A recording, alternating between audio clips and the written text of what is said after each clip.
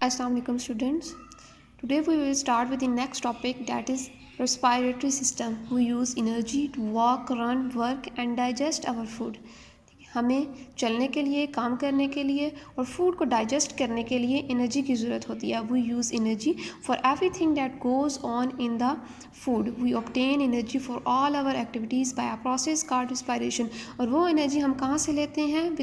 Through the respiration process. Respiration is the process by which food molecules like glucose is broken down or oxidized in the body to release energy. Respiration के process में क्या होता है? Food molecules break down होते हैं like glucose as shown in the equation below. Glucose plus oxygen respire to give carbon dioxide plus water. To respire the body first requires a supply of oxygen. ठीक है, respiration के process के लिए first of all हमें oxygen चाहिए होती है. Oxygen is obtain from the air that you breathe in through your mouth and nose. और वो ऑक्सीजन हमें कहाँ से मिलती है? जब हम सांस लेते हैं through your mouth and nose from the air. Breathing lungs are soft and spongy. Lungs हमारे पास सॉफ्ट और स्पॉन्जी स्ट्रक्चर होता है. They expand as you breathe in and contract as you breathe out. ये फैल जाते हैं जब हम सांस लेते हैं एंड कॉन्ट्रैक्ट सिकुड़ जाते हैं एज यू ब्रीथ आउट, जब हम सांस एज यू ब्रीथ आउट.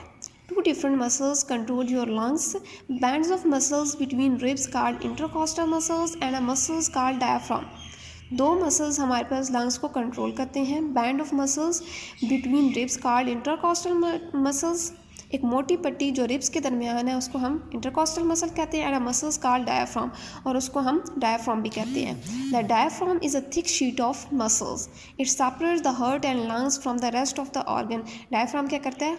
दिल और फेफड़ों को बाकी ऑर्गन से सेपरेट करता है. When these muscles contract the chest gets bigger. जब ये मसल्स कॉन्ट्रैक्ट करते हैं तो चेस्ट का साइज बड़ा हो जाता है. The ribs move up and out and diaphragm flattens. और डायफ्राम बिल्कुल फ्लैट हो जाता है. That makes air rush in through mouth and nose. When the muscles relax, the chest gets smaller and air flows out again. जब muscles हमारे पास relax करते हैं तो चेस्ट का साइज अगेन स्मॉल हो जाता है and air flows out again. Inside your lungs, a strong windpipe called the trachea carries air down from the nose and mouth. एक विंड पाइप है जिसको हमने ट्रैकिया का नाम दिया है. वो हमारे पास एयर को मूव करवाता है from knows and mouth. The wind pipe divides into two tubes called bronchi. ठीक है, उस विंड पाइप को हम दो ट्यूब्स में डिवाइड करते हैं जिसका नाम है bronchi. The bronchi divide into thousands of narrow tubes called bronchioles which end in tiny air sacs और alveoli. Then bronchi thousands of narrow tubes में डिवाइड होती है जिसको हम ब्रोंक्यूल्स कहते हैं. Threaded between the bronchiole is another set of branching tubes shown red on the diagram. These are arteries carrying blood to the alveoli. इनको हम arteries कहते हैं जो कि blood को alveoli तक transport करती हैं. Alveoli. Each alveolus is surrounded by a network of capillaries. Alveolus किससे surround होता है? Capillaries से surround हुआ होता है. The blood arriving at the capillary in the lung is short of oxygen. Alveoli have thin moist walls so that gases can pass through them easily. Alveoli के हमारे पास thin और moist walls होती हैं for the exchange of gases. They provide a large surface area to give maximum contact with the air.